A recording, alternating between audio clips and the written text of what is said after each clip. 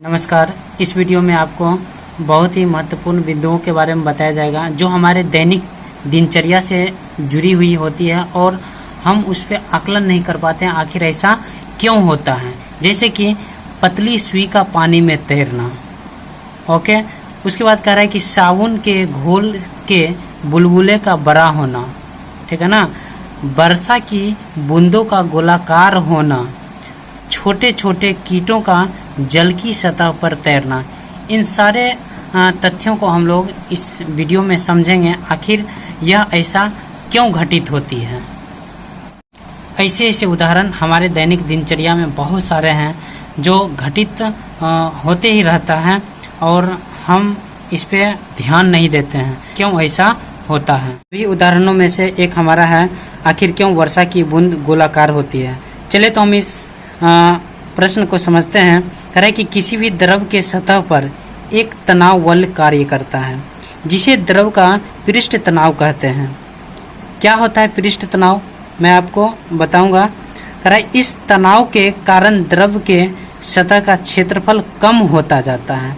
तो कहने का मतलब है कि किसी भी द्रव के सतह, जितने भी द्रव होते हैं, चाहे द्रव किसी भी प्रकार का हो, उसमें एक तनाव बल कार्य करता है और वही तनाव बल पृष्ठ तनाव कहलाता है, ठीक है ना। द्रव का पृष्ठ तनाव कहलाता है। कह रहा है कि इस तनाव के कारण द्रव के सतह का क्षेत्रफल कम होता जाता है। कह रहा है कि इस होता है द्रव का जो सतह होता है उसके क्षेत्रफल जो है वो कम होता जाता है। कह रहा है कि गोलाकार वस्तु की सतह का क्षेत्रफल सभी आकार के क्षेत्रफल से कम होता है, इसीलिए पृष्ठ तनाव के कारण वर्षा की बूंद क्या होती है, गोलाकार होती है। अब हम लोग समझते हैं कि ये पृष्ठ तनाव होता क्या है। क्या होता है ये पृष्ठ तनाव? सरफेस टेंशन, इंग्लिश बोले तो surface tension. Surface tension is the property of any liquid. कह रहा है कि इसका मतलब हुआ कि लिक्विड, किसी भी प्रकार के लिक्विड का यह एक क्या होता है, गुण होता है।